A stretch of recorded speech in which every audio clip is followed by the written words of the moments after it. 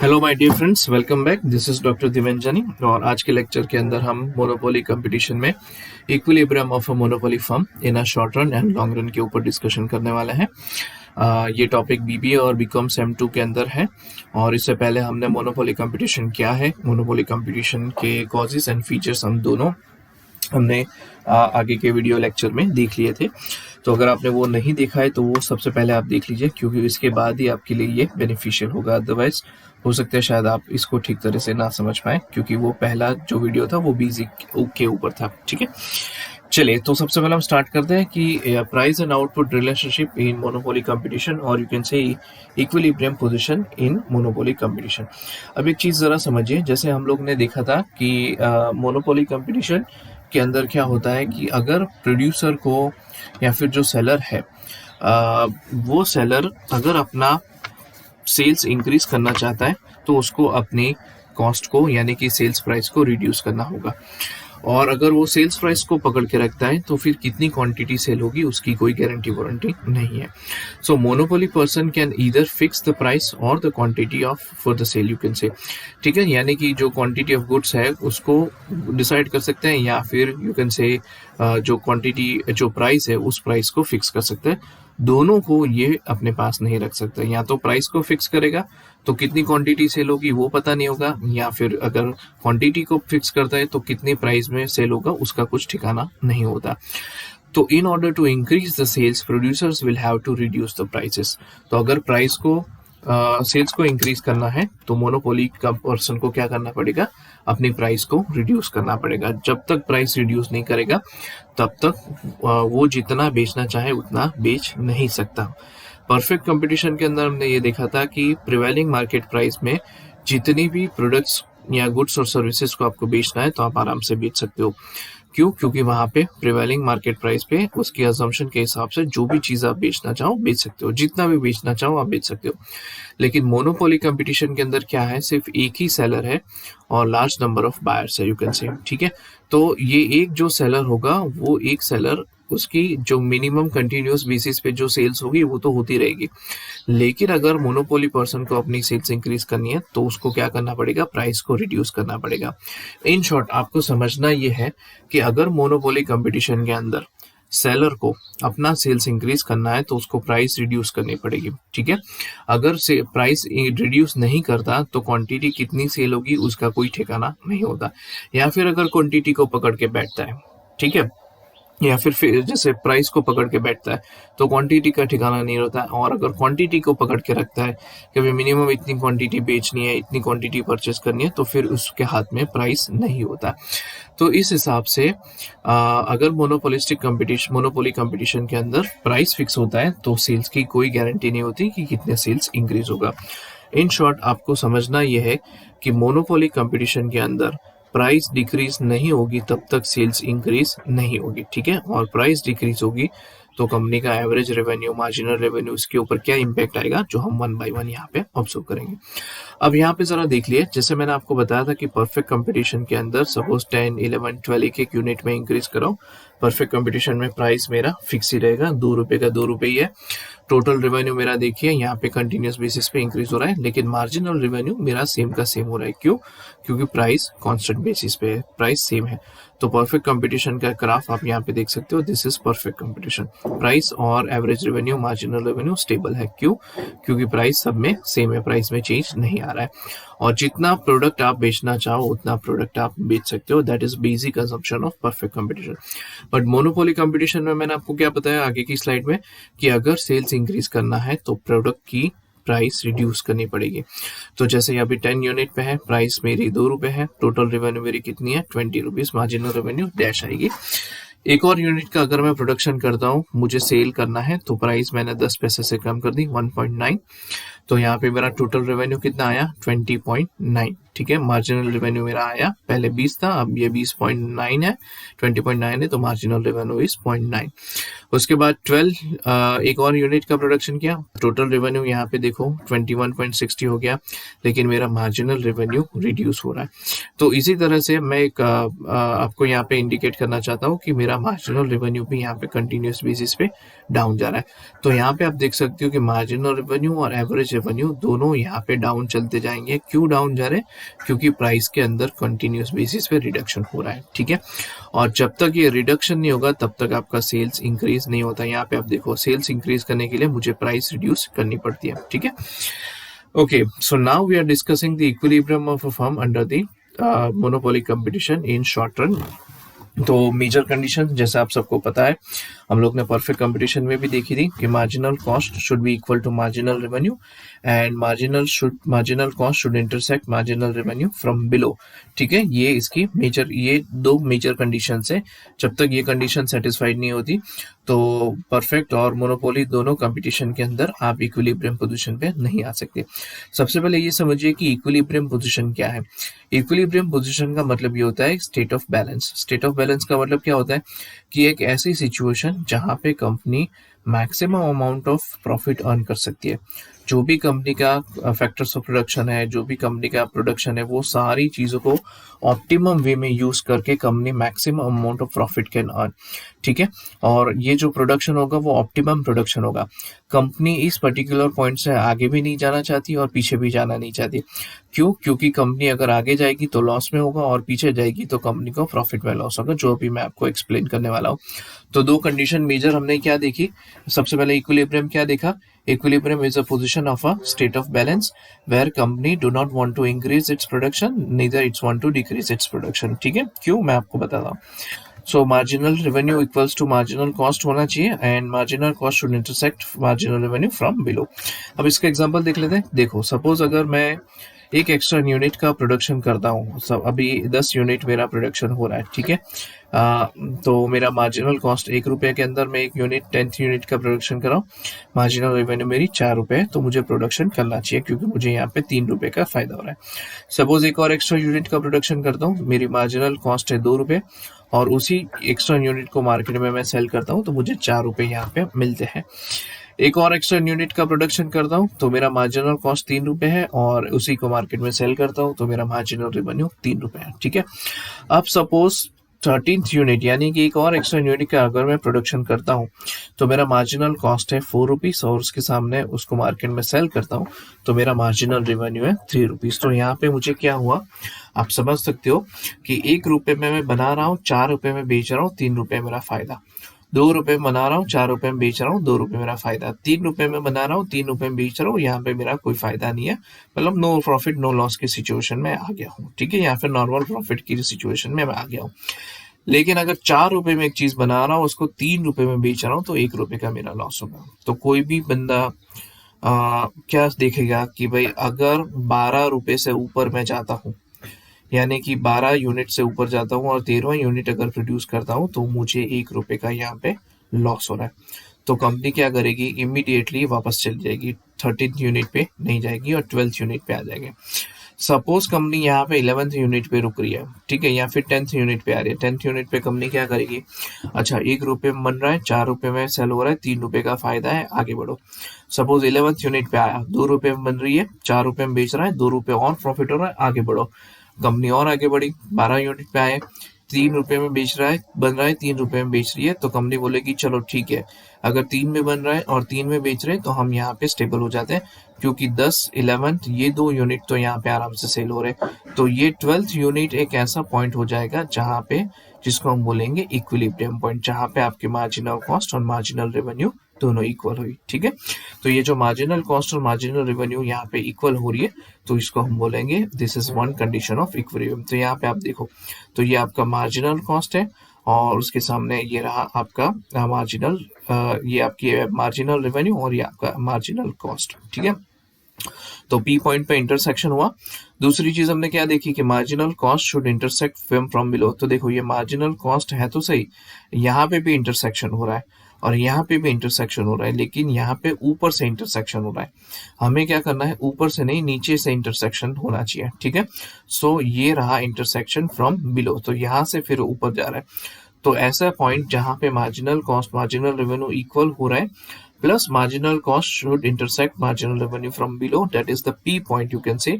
तो इस particular point में हम बोल सकते हैं कि ये रहा आपका इक्विलिब्रियम पोजीशन, और यही इक्विलिब्रियम पोजीशन के ऊपर आपकी एवरेज रेवेन्यू और एवरेज कॉस्ट भी सेम होगी। देखो, तो ये सी पॉइंट आप देख लीजिए, तो ये आपका एवरेज कॉस्ट हो गया और उसके सामने ये रहा आपका एवरेज रेवेन्यू, ठीक है। तो this is average cost and average revenue. So इस तरह से आपका average cost, average revenue, marginal cost, marginal revenue, ये सारे यहाँ पे एक ही पॉइंट पर इंटरसेक्ट हो रहे। तो you can say this p point is known as the equilibrium position. Equilibrium का मतलब क्या होगा कि कंपनी प्रोडक्शन इंक्रीज भी नहीं करना चाहती और डिक्रीज भी नहीं करना चाहती। क्यों? क्योंकि यहाँ पे company maximum amount of profit earn कर रही है। Equilibrium of a firm under the short run. अब हम देख रहे हैं कि फर्म दो तरह से इक्विलिब्रियम को अटेंड कर सकती है, एक शॉर्ट रन के अंदर अटेंड करेगी और दूसरा है लॉन्ग रन के अंदर अटेंड करेगी। तो नॉर्मल कोर्स ऑफ एक्शन में शॉर्ट रन का मतलब क्या होगा, तो शॉर्ट रन मतलब ऐसा पीरियड जहां पे कंपनी वेरिएबल फैक्टर्स में चेंज ला सकती है, ठीक है। It's not about particular time frame जिसको आप 6 महीने, 8 महीने, 1 साल, 2 साल। इकोनॉमिक्स के टर्म्स में शॉर्ट रन ऐसा पीरियड होगा जहां पे कंपनी अपने वेरिएबल फैक्टर्स में इजीली चेंज ला सकती है, लेकिन फिक्स फैक्टर में चेंज नहीं ला सकती, ठीक है। तो वेरिएबल फैक्टर्स जैसे कि लेबर्स है, रॉ मटेरियल है, तो ये वेरिएबल फैक्टर्स है जिसमें कंपनी जो भी चेंजेस करना चाहे आराम से कर सकती है। लेकिन फिक्स फैक्टर जो है, फॉर एग्जांपल लैंड है, कैपिटल है, मशीनरीज है, टेक्नोलॉजी है, इसमें कंपनी को अपडेट करने में काफ़ी टाइम जाता है। तो जितने टाइम में कंपनी ये लॉन्ग मतलब फिक्स फैक्टर को अपडेट कर सकती है, उस पीरियड को हम लॉन्ग रन बोलेंगे, ठीक है। लॉन्ग रन के अंदर company fix as well as variable दोनों फैक्टर्स में चेंजेस ला सकती है। ओके, अगर कंपनी शॉर्ट रन के अंदर इक्विलिब्रियम पोजीशन पे आ रही है तो उसके अंदर उसको 3 सिचुएशन हो सकती है। It may face 3 different situation. First is the sales price and the cost price. अगर देखिए, मैं आपको एग्जांपल देके एक्सप्लेन कर रहा हूँ। अगर सेल्स प्राइस 8 है, ठीक है, और कॉस्ट प्राइस यानी कि मैन्युफैक्चरिंग कॉस्ट 5 रुपए है, तो कंपनी क्या करेगी, सुपर नॉर्मल प्रॉफिट अर्न करेगी। क्यों? क्योंकि 5 रुपए में कंपनी बना रही है और 8 रुपए में बेच रही है, तो कंपनी का सुपर नॉर्मल प्रॉफिट होगा। सपोज कंपनी 5 रुपए में बना रही है और 5 रुपए के अंदर बेच रही है, तो कंपनी को यहाँ पे नॉर्मल प्रॉफिट होगा। एक चीज जरा समझिए, नॉर्मल प्रॉफिट का मतलब क्या होगा कि मार्केट के अंदर आपको शायद क्वेश्चन होगा, सर 5 रुपए में बना रही है और 5 रुपए में बेच रही है, तो उसको प्रॉफिट कहाँ होगा? वो तो नो प्रॉफिट नो लॉस की सिचुएशन में चलेगी ना। हाँ, आपकी बात 100% सही है कि ये नो प्रॉफिट नो लॉस की सिचुएशन में जा रही है। बट जब हम शॉर्ट रन के अंदर बात करते हैं, तो अल्टीमेटली क्या होगा कि कंपनी का जो भी कॉस्ट है, उस कॉस्ट के अंदर शॉर्ट रन के लिए कंपनी पहले वेरिएबल कॉस्ट को कवर करने की कोशिश करेगी। शॉर्टर पीरियड ऑफ टाइम के अंदर कंपनी क्या करेगी कि वेरिएबल कॉस्ट अगर कवर हो जाता है, तो उस केस के अंदर कंपनी मार्केट में सर्वाइव करेगी, क्योंकि ये शॉर्ट रन का टाइम है, ठीक है। शॉर्ट पीरियड के अंदर बिजनेस में सेट होने के लिए टाइम लगता है, तो उस केस के अंदर कंपनी को सर्वाइव करने के लिए जो भी मिनिमम अमाउंट ऑफ प्रॉफिट चाहिए, ठीक है, वो मिनिमम अमाउंट ऑफ प्रॉफिट यहाँ से कहीं से भी एडजस्ट करके कंपनी आराम से शॉर्ट रन में मैनेज कर सकती है। इसीलिए इसको हम बोलेंगे नॉर्मल प्रॉफिट, ठीक है। Next is the sales price and the cost price. जैसे सेल्स प्राइस आपकी 5 रुपए है और कॉस्ट प्राइस सपोज आपकी 8 रुपए, तो आप लॉस इनकर करेंगे। अब मैं आपको डिटेल में ये सारी चीज एक्सप्लेन करता हूँ, जरा ध्यान से समझिएगा। तो सबसे पहला पॉइंट है सुपर नॉर्मल प्रॉफिट। अब देखो, सुपर नॉर्मल प्रॉफिट के अंदर क्या हो रहा है, मैं आपको ये ग्राफ पूरा एक्सप्लेन कर रहा हूँ। अब जैसे 2 कंडीशन हमने क्या देखी, तो मार्जिनल रेवेन्यू और मार्जिनल कॉस्ट दोनों इक्वल होनी चाहिए। दूसरी क्या देखी, marginal cost should intersect marginal revenue from below. तो ये कौन सा पॉइंट है, तो यहाँ पे देखो ये पॉइंट ऐसा है बिल्कुल 5 के नीचे, जहाँ पे आपका मार्जिनल रेवेन्यू और मार्जिनल कॉस्ट दोनों एक दूसरे को इंटरसेक्ट करें, as well as marginal revenue marginal cost जो है वो मार्जिनल रेवेन्यूज को बिलो से इंटरसेक्शन हो रहा है, यानी कि ये कंडीशन हमारी क्लियर हो गई। तो ये इक्विलिब्रियम पोजीशन यहाँ पे हम कवर करें। अब इसी के ऊपर अगर हम देखें, तो ये आपका एवरेज कॉस्ट है और ये आपका एवरेज रेवेन्यू है, ठीक है। एवरेज कॉस्ट मतलब क्या कि आपका total production, total cost divide by quantity of production, और एवरेज रेवेन्यू का मतलब क्या होगा, total revenue divide by quantity जो आपने प्रोड्यूस किया। से फॉर एग्जांपल, अगर मैंने 5 रुपए में कोई चीज बना रहा हूं मैं, जो मैंने आगे एग्जाम्पल में देखा कि कितने में प्रोड्यूस करा 5 रुपीज के अंदर और कितने में सेल करा 8 रुपए के अंदर। तो ये जो पूरा रीजन यहाँ पे आप देख रहे हो जो रेड कलर के अंदर मेंशन किया है, ये मेरा सुपर नॉर्मल प्रॉफिट होगा। क्यों सुपर नॉर्मल प्रॉफिट होगा? क्योंकि प्रोडक्ट को मैं 5 रुपए में बना रहा हूँ और 8 रुपए के अंदर सेल कर रहा हूँ। तो ये मेरी पोजीशन इक्विलिब्रियम पोजीशन हो गई। से फॉर एग्जांपल अगर यहाँ पे 10 यूनिट का मैं प्रोडक्शन करता हूँ, ठीक है, तो 10 यूनिट की प्रोडक्शन में मुझे सबसे ज्यादा प्रॉफिट मिल रहा है। अगर 10 यूनिट से प्रोडक्शन इंक्रीज करके मैं अगर 11 कर देता हूँ तो यहाँ पे मेरी कॉस्ट इंक्रीज हो जाएगी। अगर 10 यूनिट से प्रोडक्शन रिड्यूस कर देता हूँ, 9 कर देता हूँ, तो यहाँ पे प्रॉफिट मैं ले सकता था लेकिन मैं नहीं ले पाया। क्यों? क्योंकि 10 तक मुझे आराम से प्रॉफिट मिल रहा है, लेकिन मैं 9 पे गया तो मुझे प्रॉफिट में लॉस हुआ। प्रोडक्शन इंक्रीज करूंगा तो मुझे लॉस होगा, प्रोडक्शन डिक्रीज करूंगा तो प्रॉफिट में लॉस होगा। तो इसीलिए सुपर नॉर्मल प्रॉफिट कंपनी का शॉर्ट रन के अंदर हो रहा है, क्योंकि कंपनी 5 रुपए में चीज बना रही है और 8 रुपए के अंदर कंपनी उसको सेल कर रही है। तो ये first condition super normal profit की कंडीशन यहाँ पे हो गई। Second is the normal profit condition. तो अगेन नॉर्मल प्रॉफिट कंडीशन में मैंने आपको एक्सप्लेन किया था कि यहाँ पे आप देख सकते हो कि अगेन वो दो condition, marginal cost should equal to marginal revenue and intersection from below. तो ये कंडीशन यहाँ पे ई पॉइंट पे आ रही है। उसी कंडीशन के ऊपर यहाँ पे आप देख सकते हो कि एवरेज कॉस्ट और एवरेज रेवेन्यू दोनों का इंटरसेक्शन हो रहा है, ठीक है। तो इसका मतलब क्या होगा? 5 रुपए के अंदर मैं बना रहा हूँ, 5 रुपए के अंदर बेच रहा हूँ, तो यहाँ पे कंपनी को क्या अर्न हो रहा है? कंपनी नॉर्मल प्रॉफिट अर्न कर रही है। नॉर्मल प्रॉफिट का मतलब क्या होगा कि शॉर्ट रन के अंदर सर्वाइव करने के लिए जो मिनिमम अमाउंट ऑफ प्रॉफिट चाहिए, एकदम minimum amount of profit just to survive in the market, वो प्रॉफिट मैं यहाँ से अर्न कर पाऊंगा, जिसको हम बोलेंगे नॉर्मल प्रॉफिट। तो 5 रुपए के अंदर बना रहा हूँ, 5 रुपए के अंदर बेच रहा हूँ, तो ये मेरा नॉर्मल प्रॉफिट कंसिडर हम करेंगे। Next point is loss. अब लॉस कब होगा? तो जैसे सपोज आप यहाँ पे देख सकते हो कि again condition marginal revenue equals to marginal cost and intersection from below. तो ये intersection from below and MC equals to MR, दोनों चीज हो गई। अब इस केस के अंदर क्या हो रहा है कि 5 रुपए के अंदर मैं एक चीज बना रहा हूँ, सेल कर रहा हूँ। देखो मेरा एवरेज रेवेन्यू कितना है? 5 रुपए का, और एवरेज कॉस्ट कितना है? 8 रुपए का। तो 5 रुपए में अगर चीज बना रहा हूँ और 5 रुपए के अंदर चीज मैं सेल कर रहा हूँ और 8 रुपए के अंदर मेरा मैन्युफैक्चरिंग कॉस्ट है। अगर सिंपल सेंस में बताऊँ तो 8 रुपए में मैं बना रहा हूँ और 5 रुपए के अंदर मैं बेच रहा हूँ, तो 3 रुपए का मेरा लॉस हुआ। तो ये जो पूरा पोर्शन आप देख रहे हो ए बी सी डी, ये 3 ये 4 ये जो रेक्टेंगल यहाँ पे बन रहा है, ये मेरा लॉस यहाँ पे हो रहा है। ये क्यों लॉस हो रहा है? क्योंकि 8 रुपए मेरा एवरेज कॉस्ट है और 5 रुपए मेरी एवरेज रेवेन्यू है। तो ये 3 रुपए का जो लॉस यहाँ पे मुझे हो रहा है, जिसकी वजह से ये पूरा पोर्शन में लॉस के अंदर कवर कर रहा हूँ, ठीक है। Are you getting my point? तो यहाँ से आपको आइडिया आएगा कि 5 रुपए के अंदर सेल हो रही है और 8 रुपए के अंदर प्रोडक्ट्स में प्रिपेयर कर रहा हूँ, तो मुझे 3 रुपए का यहाँ पे लॉस हो रहा है। क्यों हो रहा है? क्योंकि यहाँ पे सेल्स इंक्रीज करने के लिए मुझे प्राइस रिड्यूस करनी पड़ रही है। जैसे ही प्राइस रिड्यूस करूंगा, एवरेज रेवेन्यू मेरी रिड्यूस होगी और साथ में मार्जिनल रेवेन्यू भी रिड्यूस होगी। तो शॉर्ट रन के अंदर ये 3 कंडीशंस आपको एक्सप्लेन करनी है। ये ग्राफ एक बार आप मेमोराइज कर लीजिए, उसके बाद आपको यही ग्राफ को सिर्फ एक्सप्लेन करना है कि एवरेज कॉस्ट, एवरेज रेवेन्यू क्यों डाउन जा रही है, एवरेज कॉस्ट क्या है, मार्जिनल रेवेन्यू क्यों ऊपर जा रही है, यही चीज आपको एक्सप्लेन करनी है, ठीक है। उसके ऊपर से ही आपको अच्छे खासे मार्क्स इसके अंदर मिल जाएंगे। Next point is the equilibrium of a monopoly firm in long run. तो अब देखो, लॉन्ग रन एक ऐसी सिचुएशन है कि जहां पे company normal course of action में नॉर्मल प्रॉफिट ही अर्न करती है, बट कुछ केसेस के अंदर मोनोपोली कंपटीशन है तो सुपर नॉर्मल प्रॉफिट भी अर्न कर सकती है, लेकिन लॉस तो कभी भी अर्न नहीं करेगी। उसका रीजन क्या है कि अगर मोनोपोली पर्सन को अगर लॉस लॉन्ग टर्म के अंदर होता है तो वो बंदा वो अपना बिजनेस बंद कर देगा, वो बिजनेस में आगे कंटिन्यू नहीं करेगा। तो यहाँ पे आप देख रहे हो कि कंपनी क्या जो प्राइस है वो 8 रुपए है और प्रोडक्शन कॉस्ट है वो भी 8 रुपए है, यानी कि कंपनी नॉर्मल प्रॉफिट के अंदर रन कर रही है। It may happen certain times that company may earn the super normal profit, क्योंकि कंपनी के जो सेलर है उस सेलर्स का कोई भी क्लोज कंपटीटर नहीं है, क्लोज सब्स्टिट्यूट नहीं है, परफेक्ट सब्स्टिट्यूट नहीं है, तो उस केस के अंदर कुछ केसेस में आपको मोनोपोली कंपटीशन के अंदर सुपर नॉर्मल प्रॉफिट भी आप फाइंड आउट कर सकते हो। अदरवाइज इन मोस्ट केसेस आपको नॉर्मल प्रॉफिट यहाँ पे दिखाई देगा। Super normal profit monopoly firm में इसलिए दिखाई दे सकता है क्योंकि यहाँ पे नए एंट्रेंट्स को बैरियर लगा दिया गया है, यानी कि कोई भी नई कंपनी इस बिजनेस के अंदर एंटर नहीं हो पा रही है। गवर्नमेंट का प्रोटेक्शन है या फिर इंटेलेक्चुअल प्रॉपर्टी राइट्स का आपके पास प्रोटेक्शन है, जिसकी वजह से दूसरी कंपनीज आपके बिजनेस के अंदर नहीं आ सकती। तो इन सारी चीज़ों की वजह से काफ़ी time company super normal profit में भी आ सकता है।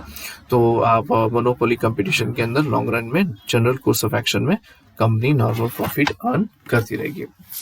ठीक है, यही चीज़ आपको एग्जामिनेशन के अंदर भी मेंशन करनी है। तो आई होप कि आपको ये कंपटीशन पूरी तरह से क्लियर हो गया होगा।